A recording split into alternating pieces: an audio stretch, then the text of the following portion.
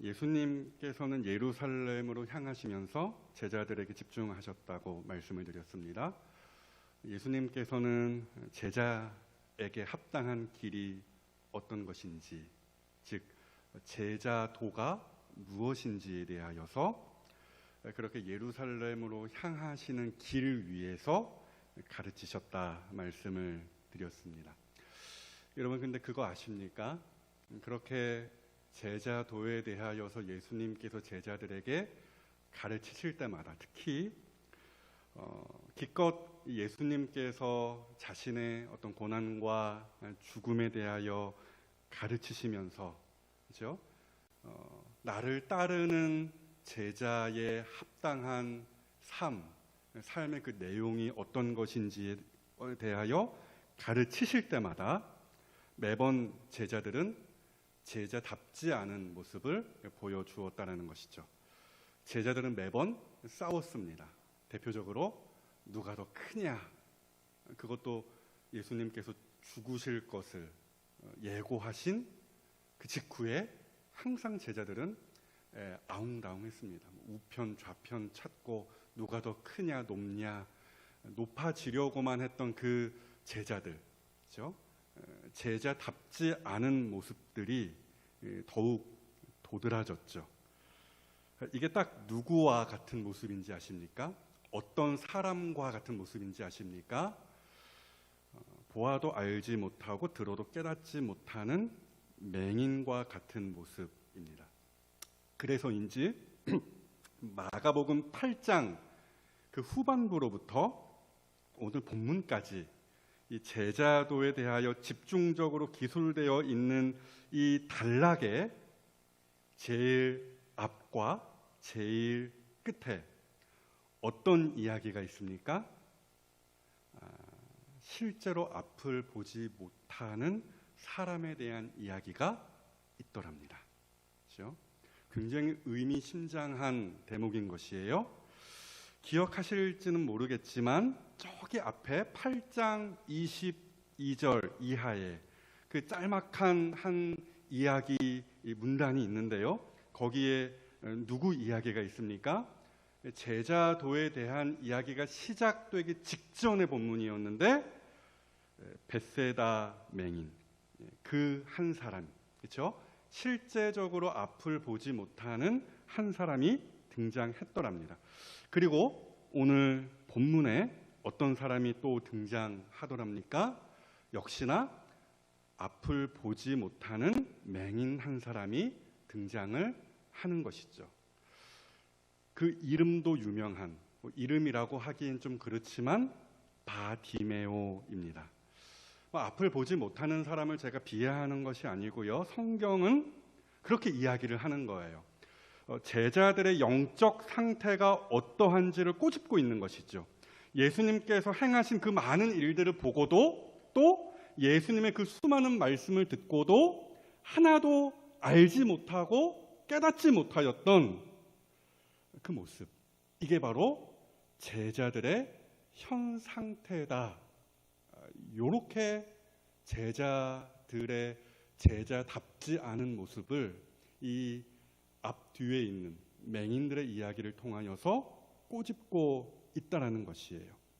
사랑하는 여러분, 이런 이야기는 우리가 사실 주의 깊게 들어야 할 부분이죠. 왜요? 우리 역시 안팎으로 매일같이 싸우기 때문입니다. 지난 시간에 말씀드렸죠. 예수님께서 몸소 본을 보이셨습니다. 제자도가 무엇인지, 순종과 섬김이다. 그렇게 간략하게 말씀을 드렸죠.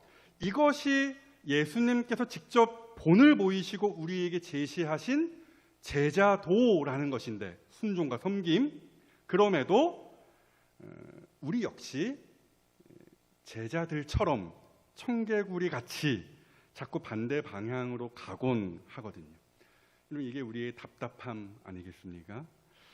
그러하기에 오늘 우리는 이 제자도라는 하나의 커다란 단락의 대미를 장식하는 오늘 본문의 말씀을 보면서 다시 한번 제자의 자세를 가다듬을 수 있어야 하는 것이에요. 그토록 예수님께서 우리에게 말씀하신 것이 무엇인지 다시 한번 곱씹을 수 있어야 된다는 것입니다. 그래서 오늘 본문이 우리에게 어떤 이야기를 각인시켜 줍니까? 첫째, 제자는 단지 예수님의 부르심을 받은 사람이라는 사실을 우리에게 알려줍니다. 자, 오늘 본문의 배경이 여리고라는 곳이죠. 유명한 도시입니다. 더더군다나 예루살렘으로 가시는 길에 있어서 마지막 관문이라고 할 수 있는 곳이 바로 이 여리고입니다. 그러니까 여리고를 이제 지나면 곧장 오르막길이 펼쳐지는 것이고요. 이제 예루살렘까지 약 1000m 정도. 여리고 자체가 낮은 지대에 있어요. 한 해발 마이너스 250m. 굉장히 낮은 곳에 있습니다. 그리고 예루살렘은 반면 굉장히 높은 곳에 있죠. 700m 이상 고지에 있습니다. 그러니까 거의 1000m 등산 생각하시면 돼요. 그 길만 이제 남겨놓으신 상황이라는 것을 우리에게 오늘 본문이 우리에게 알려주는 것이죠. 예루살렘 얼마 남지 않았습니다. 다음 본문 보시면은 예루살렘으로 입성하시는 이야기가 이제 펼쳐지겠죠. 또한 오늘 본문에 어떤 이야기들이 있습니까? 주변에 허다한 무리들이 있었다 이렇게 되어 있죠. 명절이 얼마 남지 않았어요. 6월절이 얼마 남지 않았거든요. 그래서 각 지에서부터 예루살렘으로 몰려들고 있는 형국인 것이죠. 물론 이 가운데에는 예수님을 따르는 사람들도 많았겠지만 어찌되었건 인산인해라고 하죠. 그렇게 북적거리고 있는 여리고의 그 모습을 이 본문이 우리에게 그려서 보여주는 것이에요. 그리고 여기에서 바로 그 사람이 등장하더라는 것인데요. 흔히 이렇게 이 사람을 부르죠. 성경에도 그렇게 표현이 되어 있습니다. 맹인, 거지, 바디메오.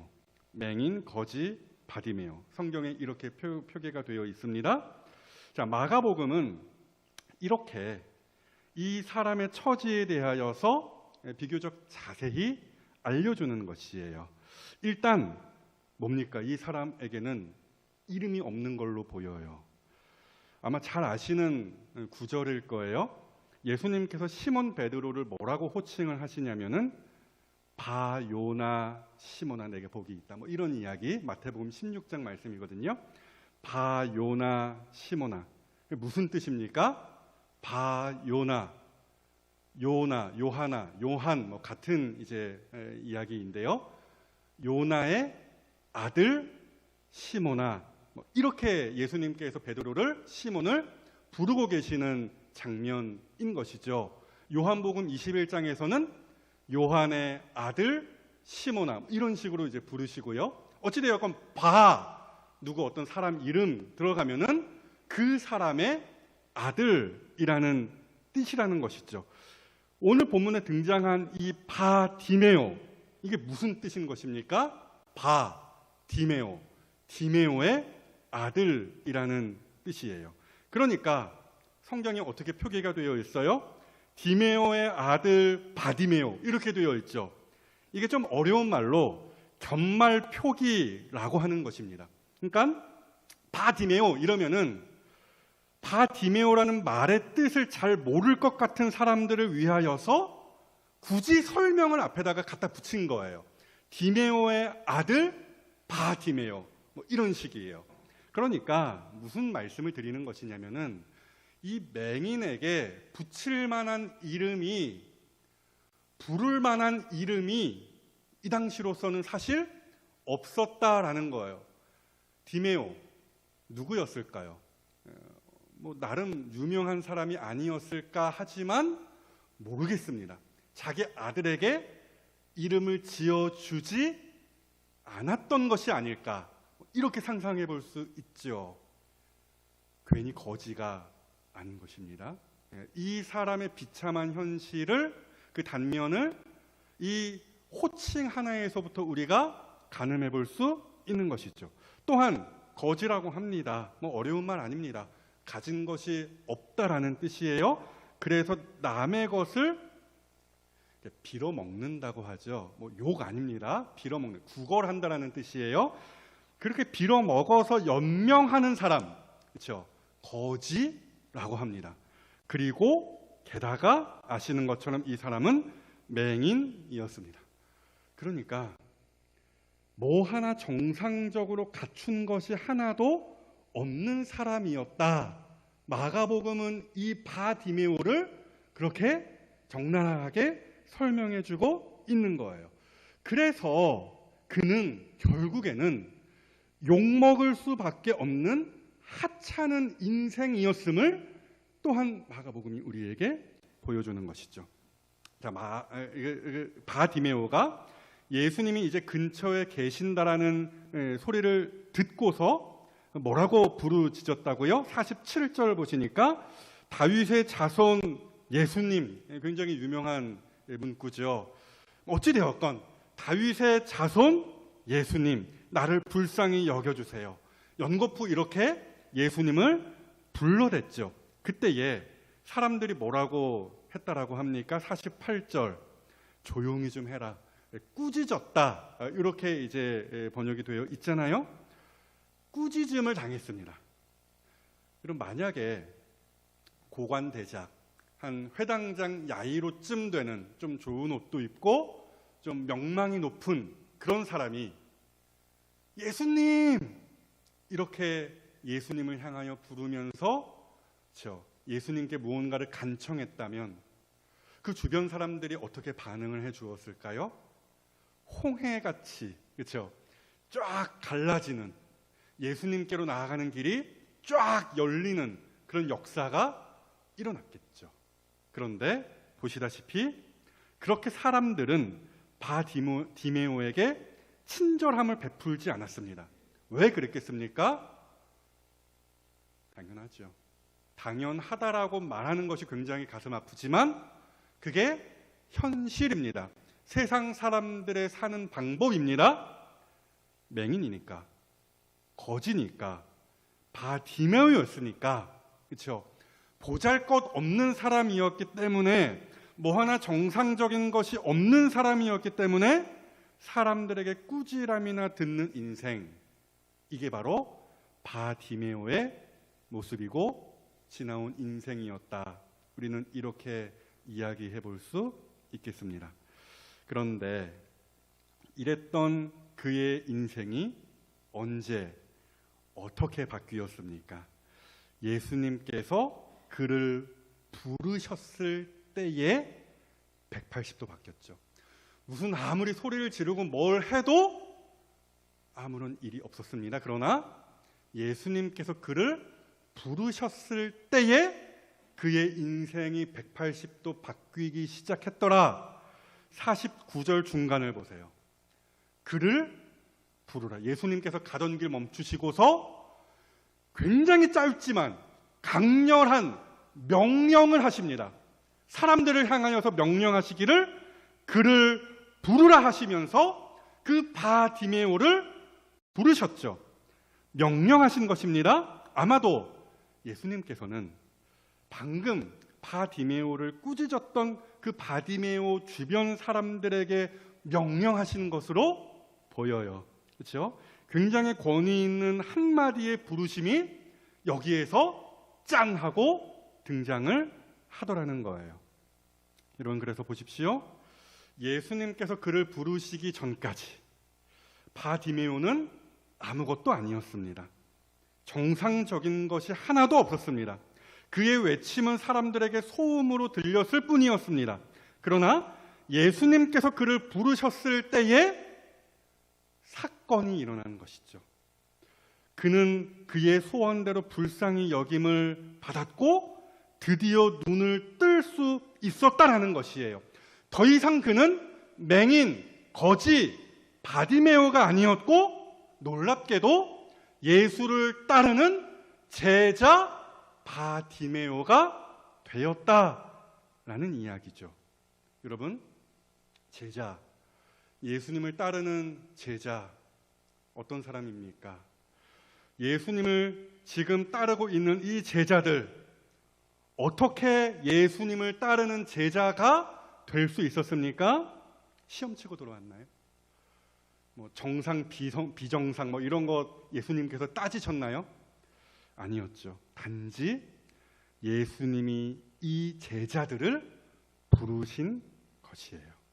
그 전까지 제자들 역시 바디메오와 같은 사람들이었죠. 그들의 직업이 무엇이었는지 간에 앞가림 못하던 인간들이 예수님을 따르고 있는 이 제자들이었다라는 거예요. 죄짓고 그 뭉개고 있었던, 심판받을 수밖에 없었던 죄인이었다라는 것이죠. 하지만 예수님께서 그들을 부르셨을 때에 사건이 일어나는 것이에요. 그들의 인생이 180도 바뀌었던 것이었죠.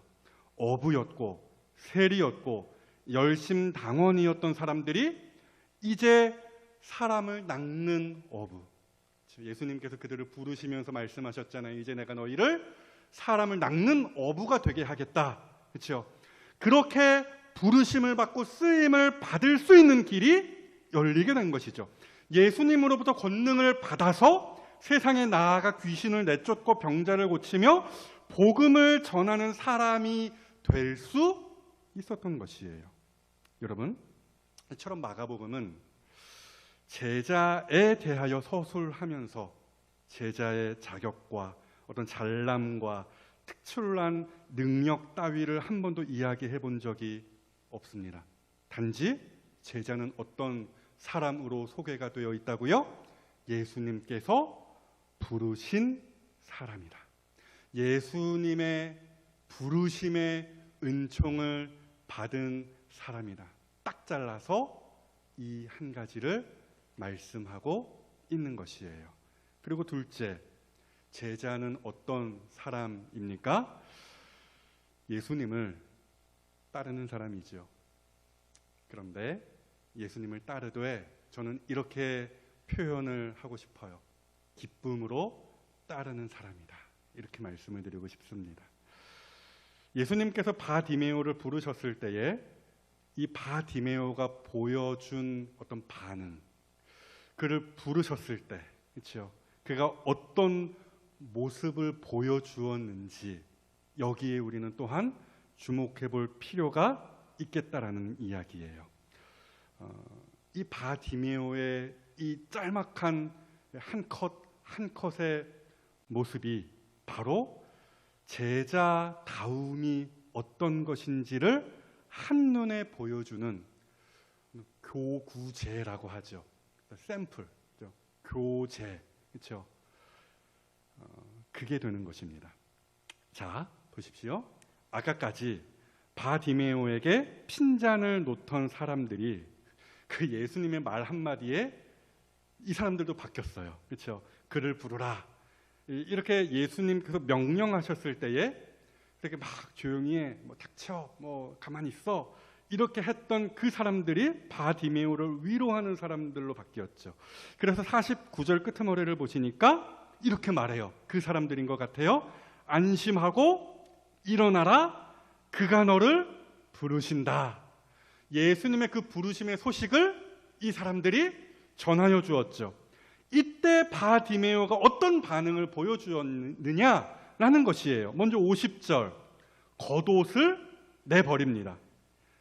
여러분, 바디메오에게 겉옷이란 어떤 것이었을까요? 전 재산이었을 것입니다. 모르긴 해도 그 겉옷 위에 펼쳐 놓았던 그 겉옷 위에 구걸해서 얻었던 돈 얼마가 놓여 있었을지도 모릅니다. 그 당시 그렇게 구걸을 했다고 해요. 자기 겉옷 쫙 펼쳐놓고서 그렇게 거기 위에 돈을 이제 받았다라고 합니다. 그랬을 것 같아요. 하여간 겉옷이라는 것은 바디메오의 전부였다. 거지인데 그 거지에게 가진 전부, 겉옷, 그것이었다라는 것이에요. 그러니까 바디메오는 그거 다 버리고 예수님의 부르심에 반응했다라는 이야기죠. 뿐만 아니라 보시면은 그의 어떤 몸짓이 기록이 되어 있죠. 뛰어 일어나, 이렇게 되어 있습니다. 어떤 이야기냐면 용수철 생각하시면 돼요. 뿅 하고 튀어 올랐다, 그런 이야기입니다. 그렇게 뿅 하고 용수철처럼 자기 겉옷 버리면서 자리를 박차고 일어나서 예수님께로 달려가는 모양새. 실제로 달려가진 않았겠죠. 아마 그 주변 사람들의 인도함을 받아서, 왜 맹인이니까, 그렇죠? 사기꾼 아닙니다, 바디메오. 갑자기 눈 뜨고 막 일어나서 걷고 뛰고 그런 거 아닙니다. 사람들의 도움을 받아서 하여튼 예수님께로 갔겠지만, 어찌되었건 오늘 본문의 표현은 마치 지 발로 자기가 뛰쳐나간 것처럼 묘사가 되어 있다는 것이에요. 그리고 결국 52절까지 가보시면은 그가 곧 보게 되어 예수를 길에서 따르니라, 이렇게 마무리가 되는 모양새입니다. 여러분, 이 모든 바디메오의 어떤 반응들, 어떤 이 모든 또 변모되어지는 이 과정들, 이 속에서 우리가 무엇을 발견할 수 있겠습니까? 기쁨입니다. 여러분, 마태복음 13장을 한번 떠올려 보십시오. 거기에 유명한 비유들이 쫙 있는 거 여러분 아시죠? 어떤 말씀들이 있습니까? 천국 비유가 거기에 빼곡히 있죠. 그 가운데에 천국 보화를 발견한, 밭에서 천국 보화를 발견한 한 사람에 대한 이야기가 또 있습니다. 자, 거기에 이런 말씀이 있어요. 마태복음 13장 44절 이하인데요. 천국은 마치 밭에 감추인 보화와 같으니 사람이 이를 발견한 후 숨겨두고 뭐하며? 기뻐하며 돌아가서 자기의 소유를 어떻게? 다 팔아 그 밭을 사느니라, 이런 말씀이 있습니다. 자, 잘 아시는 말씀일 텐데요. 여기에서 포인트는 두 가지입니다.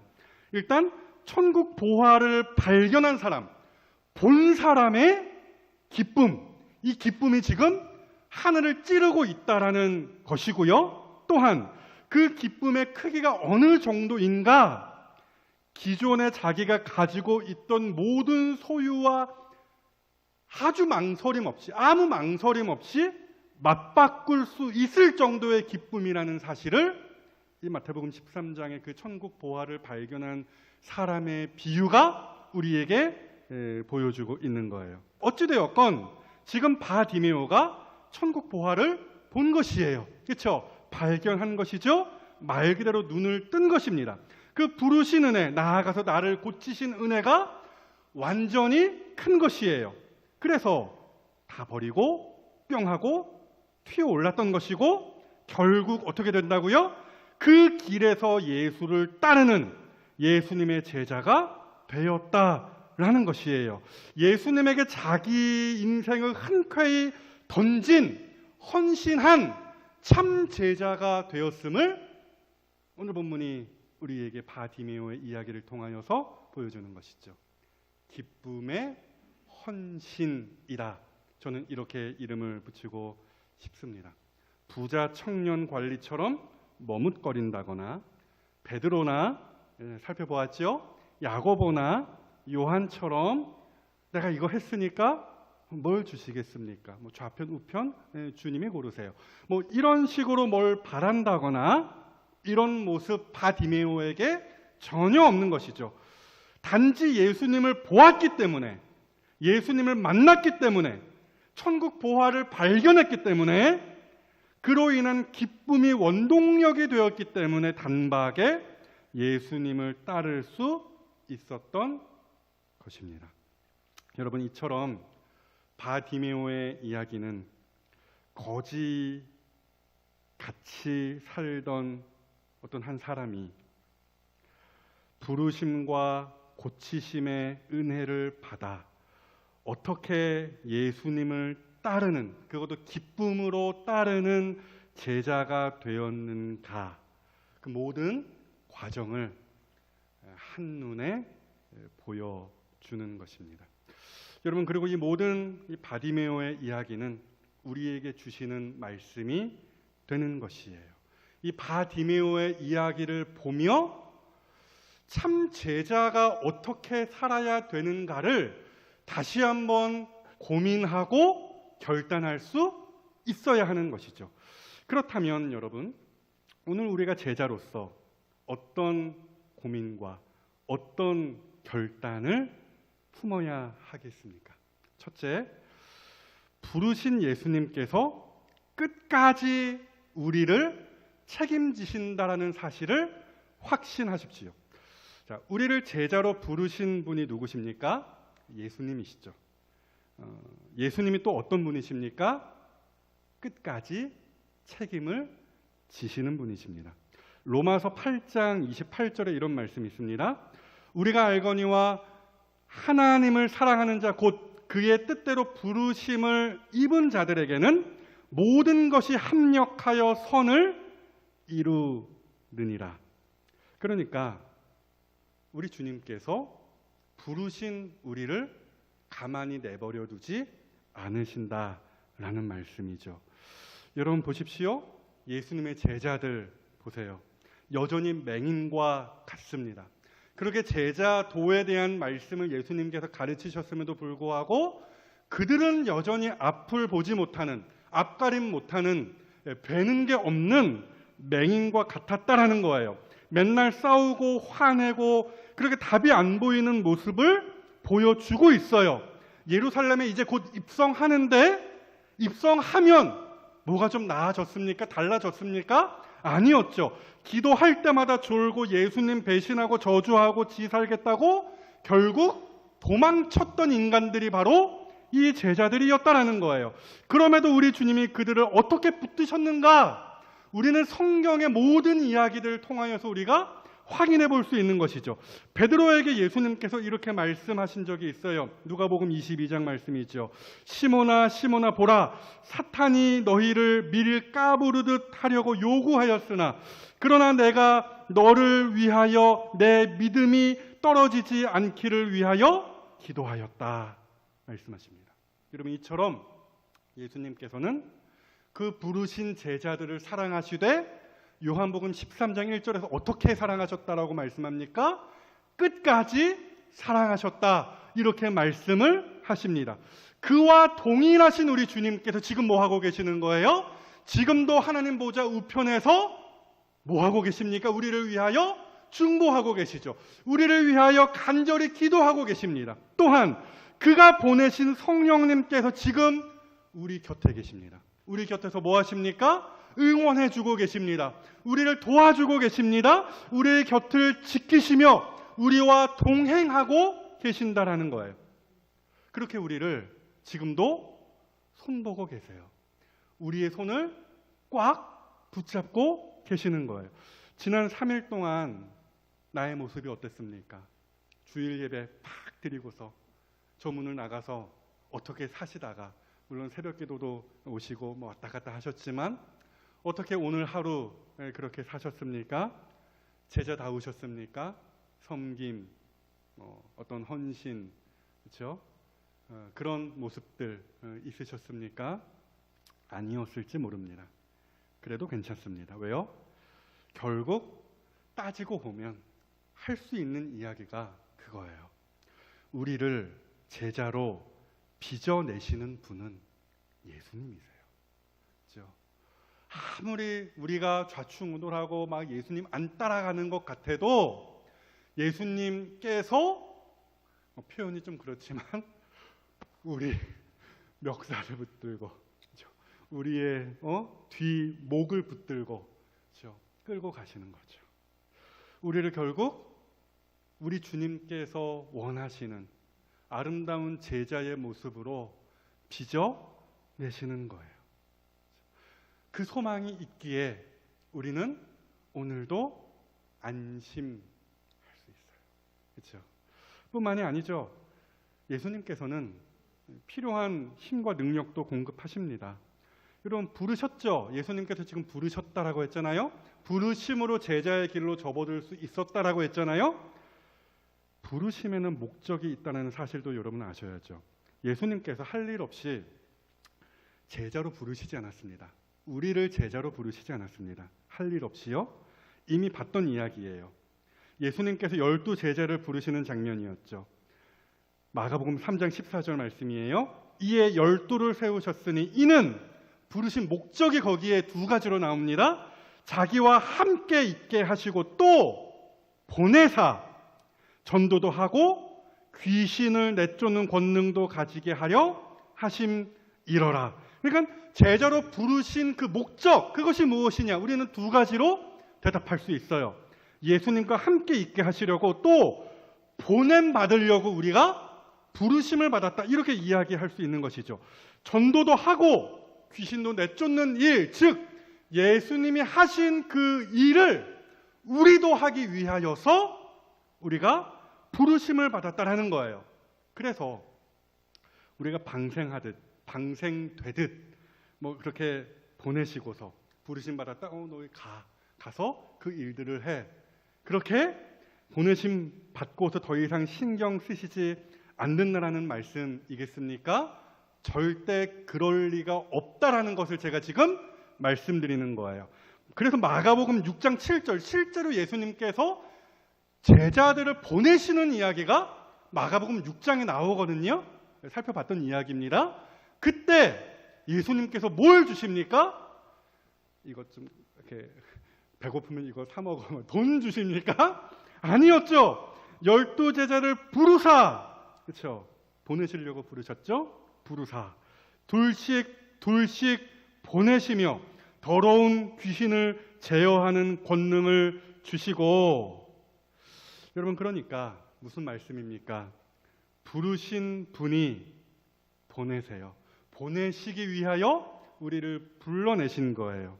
또한 보내신 그분이 동일하게 우리에게도 필요한 힘과 모든 능력까지 공급하신다라는 거예요. 사랑하는 여러분, 이처럼 우리 주님은 완벽하신 분이세요. 그의 사랑에 있어서 완벽하신 분이시고요, 그의 능력에 있어서 완벽하신 분이세요. 끝까지 우리를 사랑하시는 분이시고요, 끝까지 우리에게 능력과 힘을 공급하여 주시면서 예수님이 하신 그 일, 아니죠, 그보다 더 큰 일도 감당하게 하시는 거예요. 이걸 딱 한마디로 축약하면 어떤 문구가 되는 거라고요? 우리를 끝까지 책임지시는 분이 바로 우리 주님이시다라는 말씀이에요. 이 확신을 가지고 우리가 이 세상 속에서 부르심 받은 사람으로서, 또한 보내심을 받은 사람으로서 힘있게 살아갈 수 있어야 하는 것이에요. 그러므로 둘째, 기쁨을 회복하십시오. 여러분 보세요. 주님이 이처럼 우리와 함께 하시면서 책임지신다라는 거예요. 그렇죠? 끝까지 모든 것들, 필요한 것들 우리에게 공급하세요. 지금은 왜 이렇게 이거밖에 안 주십니까? 하지만 나중에 이렇게 보세요. 그때 충분히 주셨다라는 것을 우리는 믿음으로 고백할 수밖에 없을 거예요.